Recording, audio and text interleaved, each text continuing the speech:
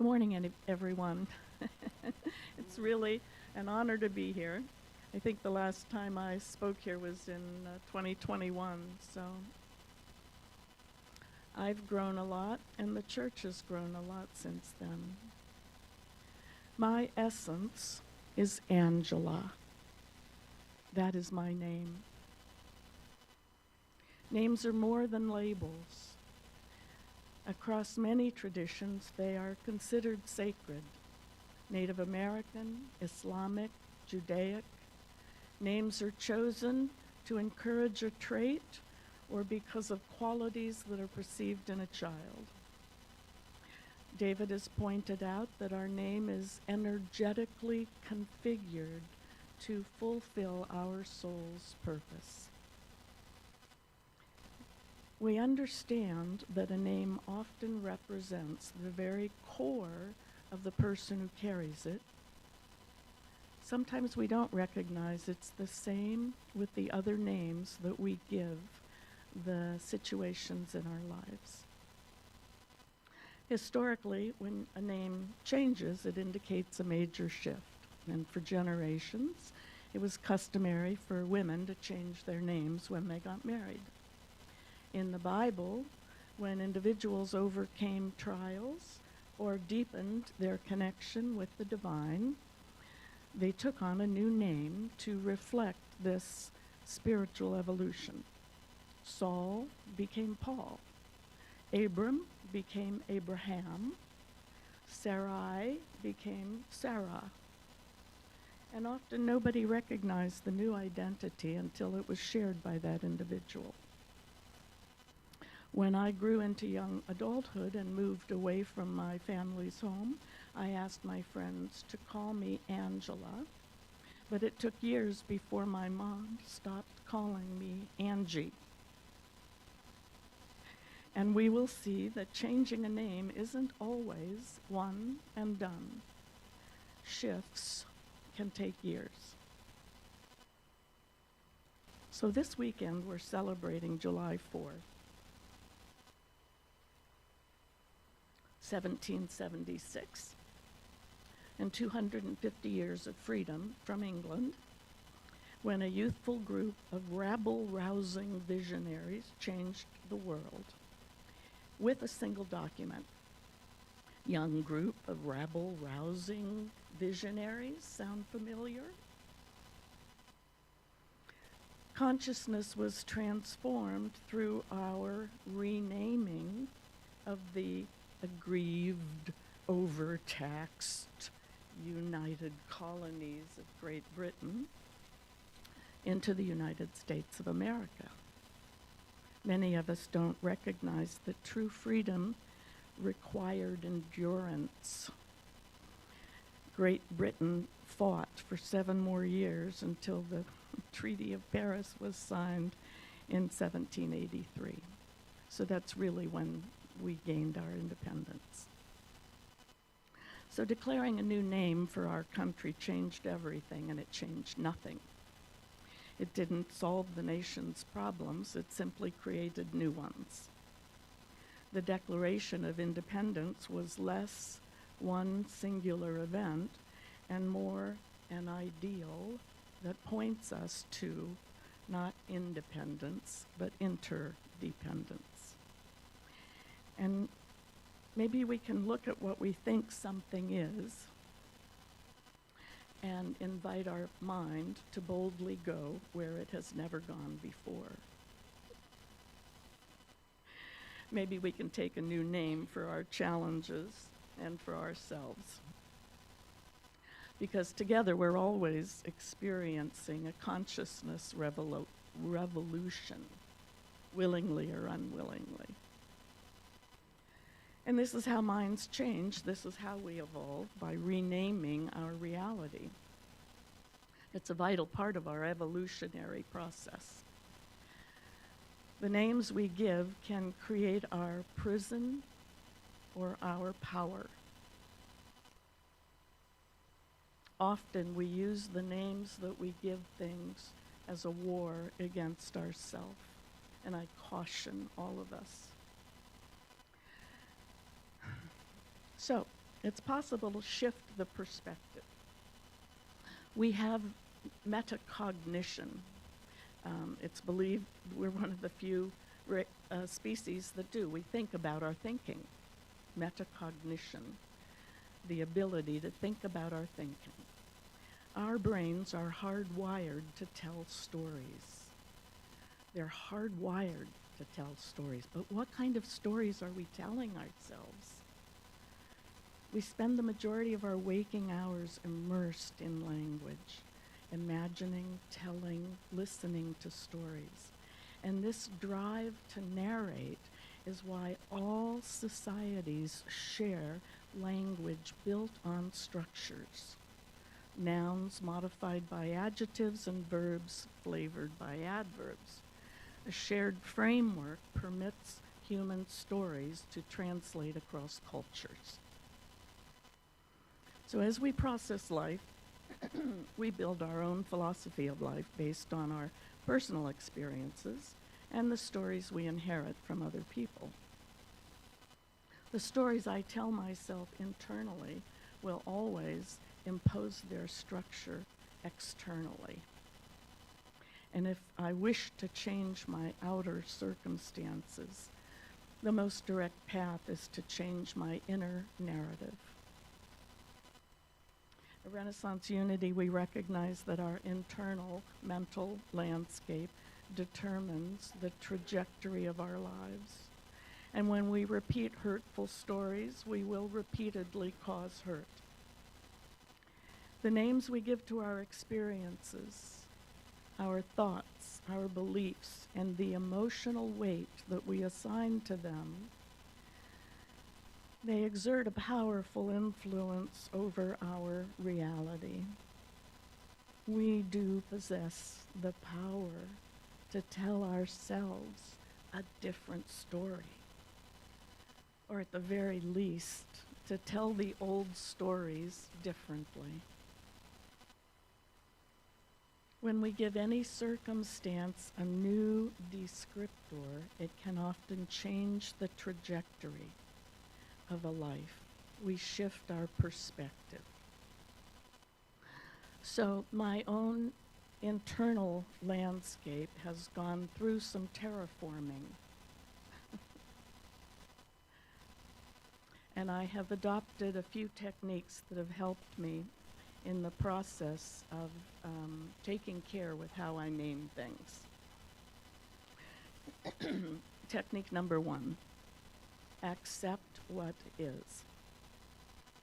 As Michael Singer noted in The Anatomy of Falling, our locus of focus, or our awareness, is drawn toward painful distractions. Unexpressed yearnings, painful body parts, bright lights, loud noises, hurting hearts. Our consciousness falls towards the point of disturbance. We want to assist our avoidance of that pain. But if we begin to perseverate on our pain, then our wounds become our seat of consciousness. Our wounds become where we operate from. And when our wounds control our awareness, everything is distorted.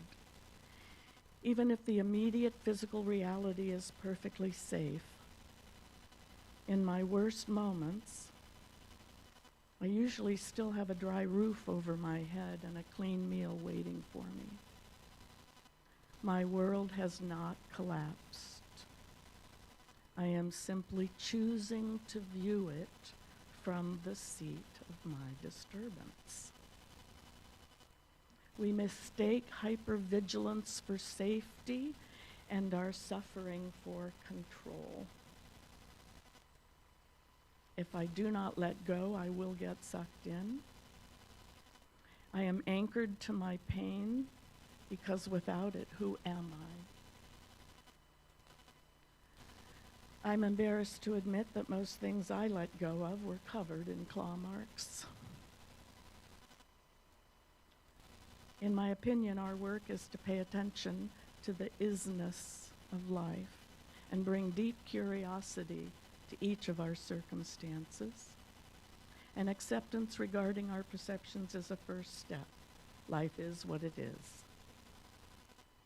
As we are able to practice non-resisting, seeing nothing bad, we accept the challenge to love the ugly out by accepting every person, place, and situation exactly as they are presenting at this current now moment.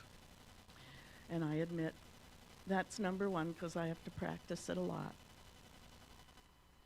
Technique number 2 is naming the hurt. Life nonetheless robs us, scars us, leaves its mark on us. Every single person here has overcome much. It's important to note my suffering is no worse than yours. We can learn to acknowledge our pain without losing our focus. And if we leave wounds untended, the grievances can loop around in our mind over and over and over again when they have nowhere to go. Naming the hurt is kind of Marie Kondo for your brain. It's a little bit of emotional decluttering. We aren't trying to punish anyone, it's just that naming a hurt gives it somewhere to go, even though it doesn't erase it. And this idea really came from Kate Bowler. And she believed, in her mind, she set up for herself the complaints department of the universe. And a complaint worth filing is one where the story never finished properly. There's a loose mental thread that snags for years. And we all have them, moments that never resolved, conversations that were never really finished, and apologies that we deserved that never came. And because the human brain hates pain and randomness, we retell it. We retell the story of our hurt to ourselves, to our spouse, to our friends, to our relatives, really to anyone who will listen. We're not trying to punish anyone. We want someone, anyone, to simply stamp our form and say, yes, that's awful. Thank you for bringing this to our attention. Once I allow myself to feel deeply, officially grieved, my ache has somewhere to go. The story no longer has to live inside of me. I can now trust that this will be filed in the vast cabinet of unresolved human matters. And in this way, I open up my room for a little bit more joy. See number 3 next. And we can't change the past, that's a locked door. But maybe we can place our stories for a moment into the vast administrative archive of human experience. And we might imagine maybe someone somewhere is putting down other people's paperwork to pick ours up and nod and mutter, yep, that one definitely belongs on the list. A different technique I use is called counterweights for me. The concept is that carrying one bucket of hurt and pain and sorrow is difficult. Think of a 5-gallon bucket filled with everything that you really don't want to carry, but you're carrying. A 5-gallon bucket is hard to carry around. However, what happens if you put it down and find another 5-gallon bucket, and in that 5-gallon bucket, you develop a counterweight. You put down every single thing good that has ever happened to you. So that now, when you pick up your loads, you are better balanced. You have a counterweight. No one here has only had suffering. Everyone here has had joy. Remember it and put it in the bucket. We can be so attached to our own ideas that it generates anxiety internally and conflict externally. So I'm going to tell a little story about my family, and I'm going to put a lot of quotation marks in it, air quotations, because I would like to acknowledge that my sisters who might be watching could probably tell this story a little bit differently. All right.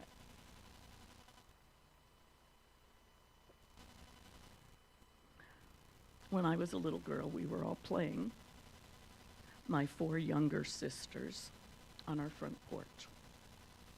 We were probably a bit rowdy. The youngest, my 3-year-old sister, Lulu, became frustrated with us and went into our mom and complained that we were calling her names.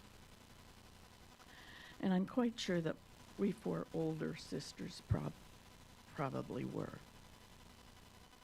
My mom raised her girls to be tough.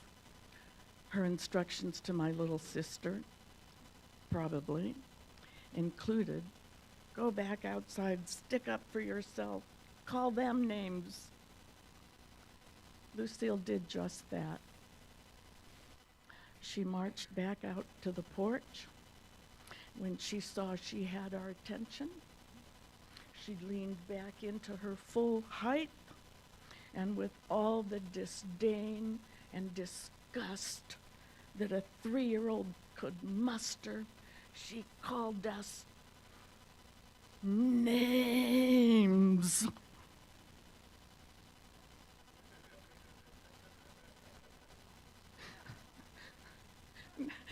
Needless to say, it did not have the desired effect. Our internal beliefs generate internal anxiety and external conflict. Life is challenging. It was never meant to be emotionally easy or pain-free or not difficult. I'm sorry to tell you guys this, but difficulties are how we are challenged to grow. And finding something to laugh at, or finding some blessing, large or small, as a counterweight, helps us to balance our load and bear it better. Technique number 4, the white stone. Charles Fillmore, the co-founder of Unity, believed the book of Revelation was not about disasters or the end of the world. He viewed it as a highly symbolic metaphysical roadmap that describes the ongoing spiritual unfoldment and inner transformation that happens within each of us. In the book of Revelation 2:17, it is written, "To everyone who conquers, I will give some of the hidden manna, and I will give a white stone. And on the white stone is written a new name that no one knows except the one who receives it." So, who are you now? How are you being called to show up in this moment? You are a fish in the ocean of God. You're a cell in the body of the divine. Who are you? Each person here has been altered by their experiences. Every one of us has had our own awareness terraformed over and over again. And if you are willing, I invite you to honor your pain and suffering, for it has brought you to this present moment. Set an intention. Recognize your repeated consciousness revolutions.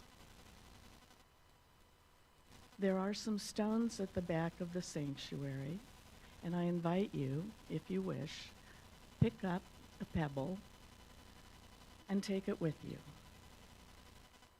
Let the stone serve as a physical talisman. Some of them are small enough to fit in a pocket or a purse. Some of them are really big because we need big rocks to represent what we've been through. We each get to pick the size of our rock.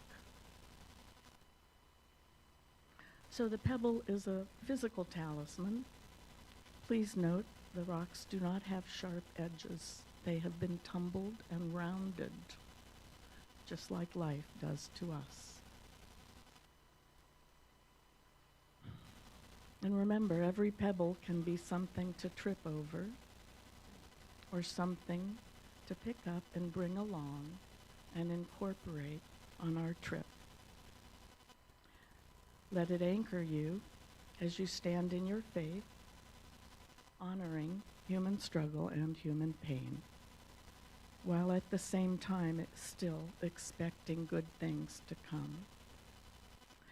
We are the hands and hearts and ears and eyes that are constantly using Spirit's divine energy. Let us do God all over this daily stuff. Let us live as an action verb, and with our new names, we free ourselves to live more fully and to express our divine nature.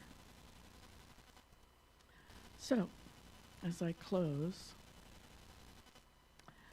I would like to invite everyone, commit to ridiculous hope.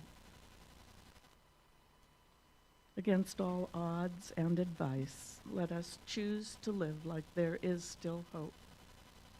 Let us be beautifully stubborn, absolute curmudgeons for hope. We can be gentle with our fears, our heartbreaks, and the unique anxieties of living in this modern age. Take a deep breath and relax. Remember, the good news is not nervous. My God is big enough to handle all this.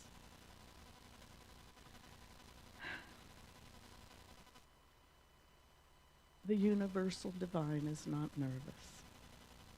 And I will remember that I am not alone, because you are here, and you are here, and you, and you, and you, and you, and you.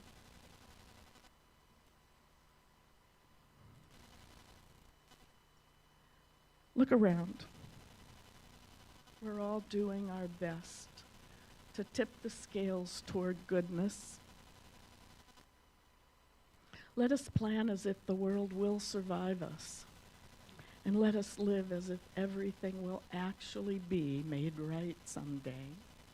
Justice will prevail, and tears will be wiped away, and the exiles will lead the dancing. Let us act like the underdog of love is bound for a total upset victory.